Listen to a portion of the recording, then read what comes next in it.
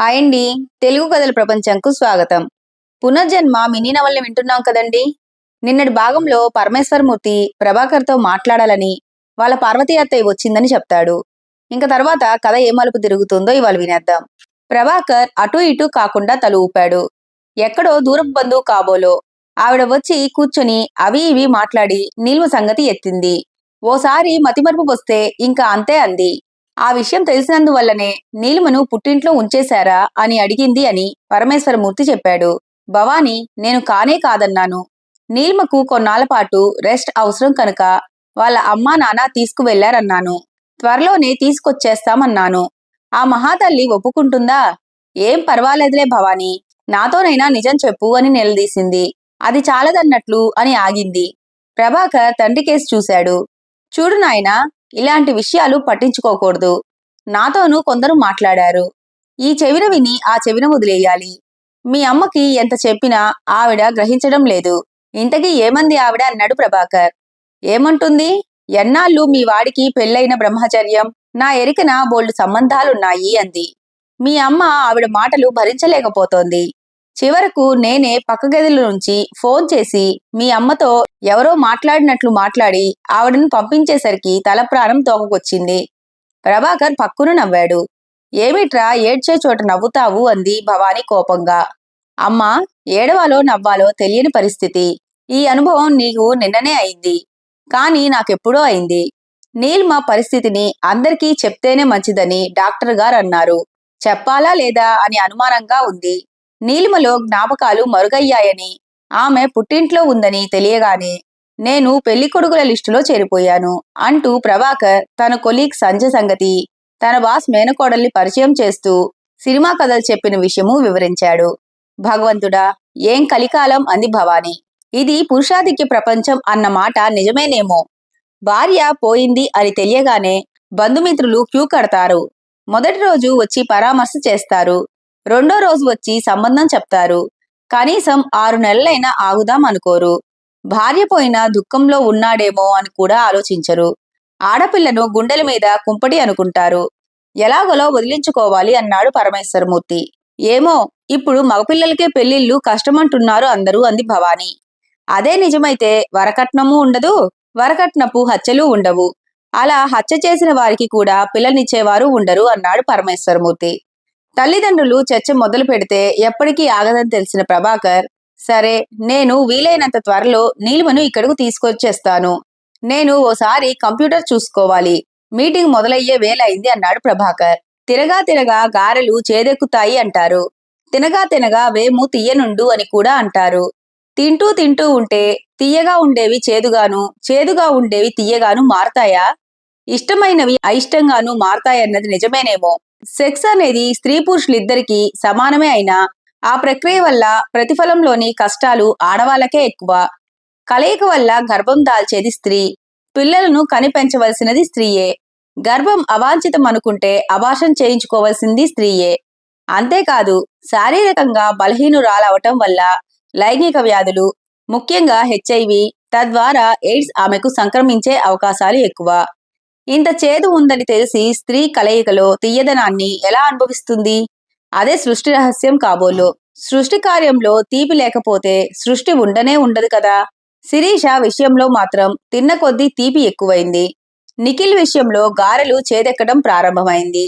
కొంతకాలంగా ఆమె ఫోన్ చేసి అతనితో మాట్లాడి ఎక్కడ కలుసుకుందామని అడుగుతోంది. అలాంటి ఒక మీటింగ్లో నిఖిల్, ఇంతకీ నీ బ్లాక్బెర్రీ ఏమైందో తెలియనే లేదు, రేపో మాపో దొరికిపోతుంది అంటావు. ఇన్నాళ్ళు గడిపేశావు. పోలీస్ కంప్లైంట్ ఇద్దామని ఎన్నిసార్లు చెప్పినా ఒప్పుకోలేదు. అసలది పోయిందా లేదా అని అనుమానంగా ఉంది అన్నాడు. శిరీష, అదేమిటి అలా అంటున్నావు? పోకుండా ఉంటే హాయిగా వాడుకోనా అంది. పోలేదని నువ్వే అన్నావుగా, పద పోలీస్ కంప్లైంట్ ఇద్దామన్నాడు. ఇప్పుడా అంది. ఇప్పుడే, రేపు ఎలాగైనా వెనక్కి తెచ్చుకుంటా.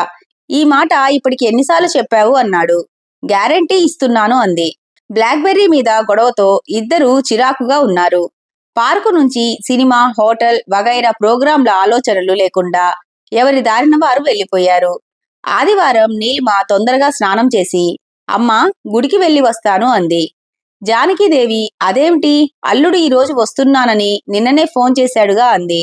నీలిమ చిన్నగా తల ఎగరేసి, అందుకే వెళ్తున్నాను. నేను ఒక్కదాన్ని గుడికి వెళ్ళి వచ్చానంటే చాలా ఇంప్రూవ్మెంట్ వచ్చిందని ఆయన పొంగిపోతారు అంది. జానకీదేవి భయంగా, ఒక్కత్వేనా అంది. నువ్వు ఇలా వెనక్కి లాగితే ఎలా? ఈ మధ్యనేగా పూర్ణిమతో వెళ్ళాను. దారి బాగా గుర్తుంది. మనం ఉంటున్నది చాలా చిన్న ఊరు. అందరికీ అందరూ తెలుసు. ఇంక భయమేమిటి అన్నది. ఓ గంటలో వచ్చెయ్యి అంది. అలాగే, కాస్త ఆలస్యమైన కంగారు పడకు అంది నీలిమ. జానకీదేవి గుమ్మం దాకా వచ్చి, మీనాక్షమ్మ గారి రాణి వచ్చినట్లుంది. పిల్లలు కూడా వచ్చారు. ఓసారి పలకరించు అంది. నీలిమ మెట్లు దిగి పక్కింటి దగ్గర ఆగి, హాయ్ రాణి, ఎప్పుడు వచ్చావు అంది. రాణి ముభావంగా నిన్ననే అంది. ఆమె కొడుకులిద్దరూ, హలో నీలిమ ఆంటీ, మీకోసమే చూస్తున్నాం. మ్యాథమెటిక్స్ లో డౌట్స్ చెప్పించుకునేందుకు రావచ్చునా అన్నారు. రాణి, నీలేష్, సోమేష్, అమ్మమ్మ పిలుస్తోంది, లోపలికి వెళ్ళండి అంది. మాకు పిలుపు వినబడలేదే అన్నారు పిల్లలు. నాకు వినబడింది, పదండి లోపలకు అంటూ రాణి గేటు వేసేసింది. నీలిమకు ఆశ్చర్యంగా అనిపించింది. కొడుకులను తనతో మాట్లాడనివ్వలేదేమిటి? తను బాగా చదువుకున్నానని రాణికి అసూయగా ఉందా? ఉందో లేదో తనకు తెలియదు. రాణి గురించి అమ్మ, మీనాక్షమ్మ, పిన్ని చెప్పినవి తప్ప తనకు ఏమీ గుర్తులేదు. కొడుకులు తన దగ్గర చదువుకునేందుకు రావటం ఆమెకి ఇష్టం లేదేమో. ఏ విషయమూ గుడికి వెళ్లి వచ్చాక అమ్మను అడగాలి అనుకుంది. గుడికి నడుస్తున్నప్పుడు అందరూ పక్కకు జరిగి నడుస్తున్నట్లుగా నీలిమకు అనిపించింది. కాని ఆమె పట్టించుకోలేదు. గుళ్ళో పూజారి గారు, అదేమిటమ్మా ఒక్కత్తివి వచ్చావు? అమ్మగారినో నాన్నగారినో తీసుకురాలేకపోయావా అన్నారు. అదేమిటి అలా అంటున్నారు? అబ్బే ఏం లేదు, పూజా సామాగ్రి ఇలా ఇవ్వు అన్నాడు. పూజ చేయించుకున్నంతసేపు నీలిమ దృష్టి భగవంతుడి మీద లేదు. పూజారి గారు అలా అడిగారేమిటి? తను ఒక్కర్తీ వచ్చి వెళ్ళలేదనుకుంటున్నారా? తనకు యాక్సిడెంట్ ముందున్న జ్ఞాపకాలు పోయాయి కాని జ్ఞాపక శక్తి పోలేదే. ఆ విషయం అందరికీ ఎలా తెలియచెప్పాలి అనుకుంది.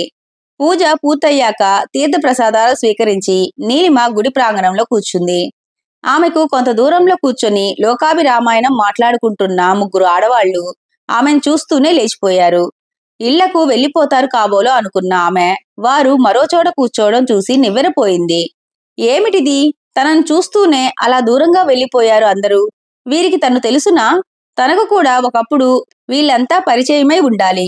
ఇప్పుడు గుర్తుపట్టలేకపోతోంది. కాని తన గురించి దూరంగా వెళ్లిపోవటం ఎందుకు? తనకేమీ అంటురోగం లేదే. ఛ, వాళ్ళ గురించి ఆలోచన తనకెందుకు? వాళ్ళు దగ్గరగా కూర్చుంటే ఏమి, దూరంగా కూర్చుంటే ఏమి? ఏవైనా రహస్యాలు మాట్లాడుకుంటున్నారేమో. తనిలా ఒక్కర్తి గుడికి వెళ్లి వచ్చిందంటే అమ్మా నాన్న చాలా ఆనందిస్తారు. ఆయన సంతోషిస్తారు. డాక్టర్ గారు కూడా ఇంప్రూవ్మెంట్ సరిపోయిందని తనను తన భర్తతో పిల్లలతో ఉండటానికి అనుమతిస్తారు అనుకుని కళ్ళు మూసుకొని కాసేపు ప్రార్థన చేసుకుంది. గుడి నుంచి బయటకు వచ్చి ఇంటికి నడుస్తున్న నీలిమకు గుళ్ళో చూసిన ముగ్గురు స్త్రీలు ముందు నడవడం కనిపించింది. ఇందాక గుళ్ళో చూశావుగా, జానకీదేవి గారి అమ్మాయి నీలిమ. అవును గాని మొహం మామూలుగానే ఉందేమిటి? కళ్ళు బాగానే ఉన్నాయి అంది ఒక ఆవిడ. అస్తమానం ఉంటుందా ఏమిటి పిచ్చి? నీ పిచ్చి కాని అప్పుడప్పుడు వస్తుంది అంది మరొక ఆవిడ. అవును, అమావాస్యకి పున్నమికి ఎక్కువవుతుందంటారు అంది మరొక ఆవిడ. ఏమైనా మనం జాగ్రత్తలో మనం ఉండటం మంచిది అనుకున్నారు. ఆ పనే చేశాంగా, గుళ్ళో దూరంగా వెళ్లిపోయాంగా అన్నారు. తన ముందు నడుస్తున్న వారి మాటలు నీలిమకు గుండెల్లో గుణపాల్లా గుచ్చుకున్నాయి. తనకు మతిపోయిందా, పిచ్చెక్కిందా? ఏదో ఏనాటిదో కర్మఫలం పాత విషయాలు మర్చిపోయింది. యాక్సిడెంట్ ఎలా అయిందో, తను ఎలా పడిపోయిందో ఇంతవరకు ఎవరికీ అంతుపట్టలేదు. ఇప్పుడిలా పిచ్చిదాన్నని ముద్ర కూడా పడితే తన జీవితం ఎప్పటికీ ఎవరికీ అంతుపట్టదు. వీళ్ళకి విషయం చెప్పాలి అనుకుంది. నీలిమ కొంచెం వేగంగా అడుగులు వేసి తన ముందున్న ఆడవారిని కలుసుకుంది. ఏమండి, చిన్న విషయం. మిమ్మల్ని నేను గుర్తుపట్టలేకపోతున్నాను. కానీ నేనెవరో మీకు తెలుసు. నాకు కొద్దిగా మతిమరుపు వచ్చిన మాట వాస్తవం. కాని మతిపోలేదు అన్నది. ముగ్గురు స్త్రీలు భయంగా చూశారు. తమ మాటలు ఆమెకు వినిపించాయన్న బెరుకు వారి ముఖంలో కనిపిస్తోంది. నీలిమ, పర్వాలేదు, మీ మాటలకు నేను ఏమీ అనుకోను. మీకు సంగతి పూర్తిగా తెలియదు కదా. ఎవరో ఏదో చెప్పి ఉంటారు. మీరదే నిజమనుకొని ఉంటారు. కాని నాకు పిచ్చి ఎక్కలేదు. ఆ విషయం చెప్దామనే మీతో మాట్లాడుతున్నా కాని నిందించడానికి కాదు అన్నది. మతిమరుపేమిటి, మతిపోవడమేమిటి, రెండూ ఒక్కటేగా అన్నారు. లేదండి, నేను పిచ్చిదాన్ని కాదు. పిచ్చి వాళ్ళందరూ ఆ మాటే అంటారట. పదండే పోదామనుకున్నారు. ముగ్గురు తొందరగా నడవసాగారు. నీలిమలో ఉక్రోషం పెరిగింది. వాళ్ళ వెనక పరిగెత్తబోయింది. ఇంతలో తమ ఇల్లు వచ్చినట్లు గుర్తించి ఆగింది. పక్కింటి గుమ్మంలో రాణి మాటలు వినిపించాయి. నీలేష్, చూసావా? నీలిమా ఆంటీ అంటూ పరిగెడతారు నువ్వు తమ్ముడూను. పిచ్చెక్కిందంటే ఇప్పుడైనా నమ్ముతారా అన్నది. మీనాక్షమ్మ, ఏమిటి రాణి ఆ మాటలు? నోటికి వచ్చినట్లు వాగకు అన్న వాక్యాలు నీలిమ చెవిన పడలేదు. తమ ఇంట్లోకి ఒక్క దూకున వెళ్ళింది. కుర్చీలో కూర్చొని తండ్రితో, ఈ పిచ్చితాన్ని ఇంట్లో ఎందుకుంచుకున్నారు నాన్న? హాస్పిటల్లో చేర్పించండి, పిచ్చాసుపత్రిలో పడేయండి అంటూ నేల మీద కూర్చొని ఏడవసాగింది. ఏమిటమ్మా నీలిమా, ఏమిటా మాటలు? ఎవరేమన్నారు అన్నాడు సీతారామారావు. ఎవరేమనాలి? ఉన్న విషయమే కదా. నా మెదడు పాడైంది. ఇంకా బతుకింతే. నాతో పాటు మీకు కూడా ఎందుకీ బాధ? పిచ్చాసుపత్రిలో పడేయండి అంది. నీలిమా, ఏమైందమ్మా? ఏమైందా? నాకు పిచ్చెక్కింది. నేను బతకడం దండగా అంటూ వంగుని తలను నేలకేసి కొట్టుకోసాగింది.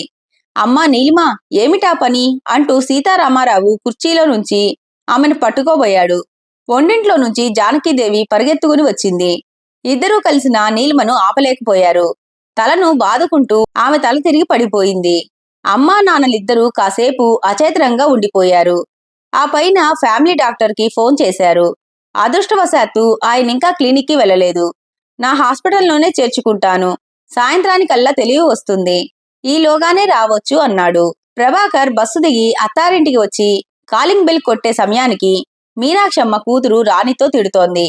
నీలిమలో పాత జ్ఞాపకాలు పోయాయని నీకు స్పష్టంగా చెప్పాను. అయినా పిచ్చెక్కిందన్నావు. సున్నితమైన మనస్సు దెబ్బతింది. మళ్ళీ హాస్పిటల్లో చేర్చాల్సి వచ్చింది అని అరుస్తోంది. నీలిమా ఆంటీ దగ్గర మ్యాథ్స్ చెప్పించుకుందాం అనుకున్నాను అన్నాడు నీలేష్. ఎలా చెప్పించుకుంటావు? అన్నీ మర్చిపోయిందని మీ అమ్మమ్మే అంటోందిగా అంది. చదువు విషయాలు గుర్తున్నాయట అంది మీనాక్షమ్మ. ఎలా ఉంటాయి? సరేలే, ఇప్పుడు హాస్పిటల్లో ఉంది. చదువు చెప్పే ప్రసక్తి లేదు అంది రాణి. ప్రభాకర్ 2-3 సార్లు బెల్ కొట్టాడు. ఎవరూ తలుపు తీయలేదు. తను వస్తున్నానని ఫోన్ చేసి చెప్పాడే. ఏమై ఉంటుంది? నీలిమకు ఏమీ కాలేదు కదా. భగవంతుడా, ఇంతకన్నా పరీక్షలు పెట్టకు తండ్రి. దేవుడికి మనస్సులోనే మొక్కుకున్నాడు అతను. ఇంతలో పనిమనిషి వచ్చింది. ఇందాక ఓసారి వచ్చి చూశాను, తలుపు తీయలేదు. ఏ గుడికైనా వెళ్లారేమో అనుకున్నానండి. ఇంట్లో ఎవరూ లేరేమిటి? పక్కింట్లో అడిగి చూద్దాము అని. మీనాక్షమ్మ గారు అని అరిచింది. మీనాక్షమ్మ బయటకు వచ్చి ప్రభాకర్ని చూసి, నీలిమకు ఒంట్లో బాగోలేకపోతే హాస్పిటల్లో చేర్చారు. కంగారు పడే పని ఏమీ లేదని మీకు మీ మామగారు చెప్పమన్నారు. మంచినీళ్ళివ్వనా నాయనా అంది. వద్దండి. ఏ హాస్పిటల్? ఎక్కడుంది అన్నాడు ప్రభాకర్ కంగారుగా. దగ్గరేనండి, సుశ్రుత నర్సింగ్ హోం. మా మనవడిని సాయం పంపుతాను. నీలేష్, ఇలా రా అని మనవడిని పిలిచింది మీనాక్షమ్మ. మనవడితో, ఈ అంకుల్కి సుశ్రుత నర్సింగ్ హోం చూపించు అంది. సోమేష్, నేను చూపిస్తా అన్నాడు. కొడుకులిద్దరూ ప్రభాకర్తో వెళ్లటం చూసిన రాణి మూతి తిప్పుకుంది. సుశ్రుత నర్సింగ్ హోం అన్నది పెద్ద పేరే కాని చిన్న డాబా ఇంట్లో ఉంది. వరండాలో బెంచి మీద కూర్చున్న అత్తమామల్ని చూస్తూనే ప్రభాకర్ వేగం పెంచి వారి దగ్గరకు నడిచాడు. పొరపాటు చేశానయ్యా అంది జానకీదేవి వృద్ధమైన కంఠంతో. అసలేమైంది అన్నాడు ప్రభాకర్ వణుకుతున్న గొంతుతో. భయపడుకు, నీలిమ కళ్ళు తిరిగి పడిపోయింది. సాయంత్రానికి స్పృహ వస్తుంది అన్నారు డాక్టరు అన్నాడు సీతారామారావు. మేం నీలిమా ఆంటీని చూడొచ్చా అన్నారు నీలేష్ సోమేష్ కోరస్గా. ఇప్పుడు కాదు, తనకు పూర్తిగా మెలకువ వచ్చాక చూద్దురుగాని. ఇప్పటికి ఇంటికి వెళ్ళండి అన్నాడు సీతారామారావు.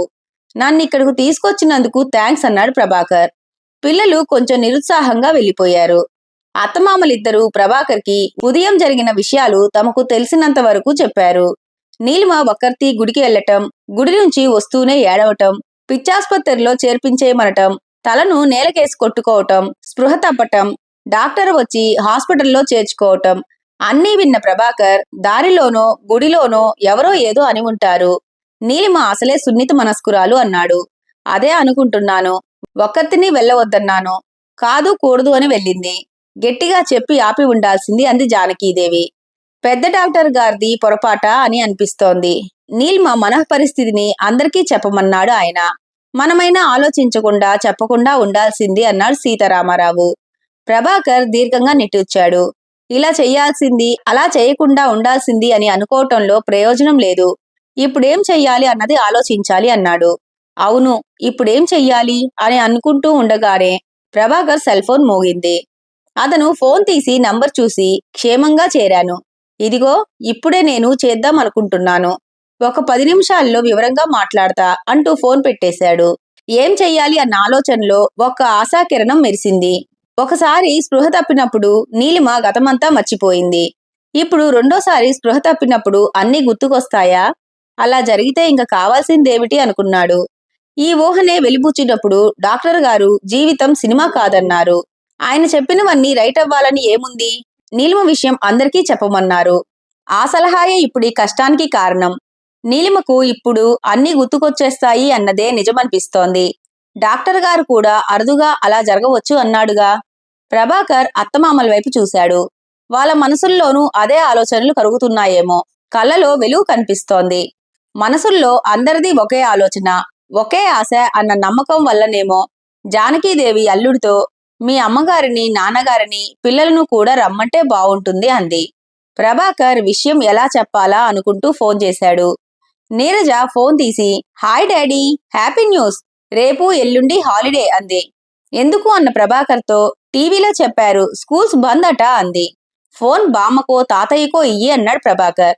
భవానీ ఫోన్ అందుకొని ప్రతిపక్షం వాళ్లకు తామింకా ఉన్నామని ప్రజలకు తెలియచెప్తూ ఉండటం తప్పదు కదా, అందుకని రేపు ఎల్లుండి బంద్. ప్రభుత్వం ఎందుకైనా మంచిదని స్కూళ్లకి కాలేజీలకి సెలవులు ఇచ్చేసింది. నువ్వు టీవీ చూడలేదా అంది. రేపు ఎల్లుండి సెలవే కదా, మీ ఇద్దరు పిల్లలను తీసుకొని ఇక్కడికి రండి. నేను డ్రైవర్కి ఫోన్ చేసి చెప్తాను. 2-3 జతలు బట్టలు సర్దుకొని వచ్చేయండి అన్నాడు. ఇప్పుడెందుకు రావటం? నువ్వే నీలిమను తీసుకొచ్చేస్తానన్నావుగా అన్నది. నీలిమను అందరం కలిసి తీసుకొని వెళ్దాం, వచ్చేయండి అన్నాడు. ఏమైంది? ఎందుకిప్పుడు రావటం? భయంగా అంది. భయమేమీ లేదు, అంతా మన మంచికే. ఓ మాటు నాన్నకి ఫోన్ ఇయ్యి అన్నాడు. పరమేశ్వరమూర్తి ఫోన్ అందుకున్నాక ఆయనకు కూడా ప్రభాకర్ డ్రైవర్ వస్తాడని 2-3 రోజులుండేలా రమ్మని చెప్పాడు. ఫోన్ పెట్టేశాక విషయం విన్న పిల్లలు అమ్మ దగ్గరికి వెళ్తున్నాం, అమ్మమ్మ ఇంటికి వెళ్తున్నాం అంటూ గెంతులేశారు. పెద్దవాళ్లకు మాత్రం గమ్యం చేరుకునేదాకా భయంగానే ఉంది. ఎవరికైనా విషయమంతా చెప్పటం కరెక్టో, దాచిపెట్టడం కరెక్టో ఎవరూ చెప్పలేరు. విషయం పూర్తిగా తెలిస్తే అమ్మ బాబోయ్ అని భయపడవచ్చు. విషయం తెలియకపోతే ఏం జరిగిందో అని మరింత కంగారు పడవచ్చు. కారు ఊరికి చేరుతూ ఉందనగా ప్రభాకర్ నీలిమ హాస్పిటల్లో ఉందని, కంగారు పడాల్సిన పనేమీ లేదని, త్వరలోనే తెలివి వస్తుందని తల్లిదండ్రులకు చెప్పి డ్రైవర్కి హాస్పిటల్కు వచ్చే మార్గం చెప్పాడు. కారు దిగుతూనే పిల్లలు మమ్మీ అంటూ పరిగెత్తుకొని వచ్చారు.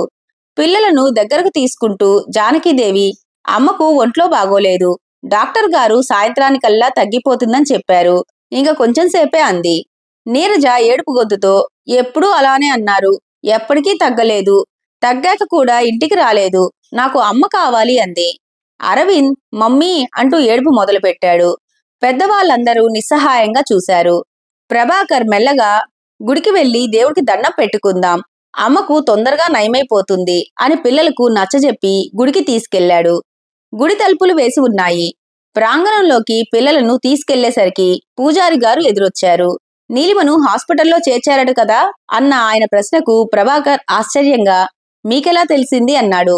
ఇంత చిన్న ఊళ్ళో అందరి విషయాలు అందరికీ తెలుస్తూనే ఉంటాయి. అందువల్ల లాభమూ ఉంది, నష్టమూ ఉంది. ఉపకారాలు ఎక్కువే, అపకారాలు ఎక్కువే. నీలిమ గురించి అయ్యో పాపం అనుకునేవారు ఉన్నారు, పిచ్చెక్కిందని ప్రచారం చేసేవారు ఉన్నారు అన్నాడు. ఎవరో నీలిమతో డైరెక్ట్ గానే అన్నారేమో, అందుకే అంతగా రియాక్ట్ అయినట్లుంది. ఈ సమస్యకు పరిష్కారమేమిటి? భగవంతుడా అని గుడి గోపురం వైపు చూస్తూ అనుకున్నాడు ప్రభాకర్. పిల్లలు గుడి ప్రాంగణాన్ని, కోనేటిని చూస్తూ కొంతసేపు తల్లి విషయం మర్చిపోయారు. పూజారి గారు గుడి తలుపులు తీశాక లోపలికి వెళ్లి దర్శనం చేసుకుని హాస్పిటల్కి వచ్చేసరికి డాక్టర్ గారు కనిపించారు. ఇప్పుడే మీ వాళ్లతో చెప్పాను, నీలిమకు స్పృహ వచ్చింది, కానీ చాలా నీరసంగా ఉంది. రేపు ఉదయమే ఆమెను ఇంటికి తీసుకువెళ్లిపోవచ్చు, నథింగ్ టు వర్రీ అన్నాడు. ఇంక తరువాత కథ ఏ మలుపు తిరుగుతుందో రేపటి భాగంలో వినేద్దామండి. ఈ కథ కనుక మీకు నచ్చినట్లయితే లైక్ చేసి, షేర్ చేసి, కామెంట్ చేసి మన ఛానల్కి సపోర్ట్ చేసేయండి ఫ్రెండ్స్. ఇక ఉంటానండి, బై బై.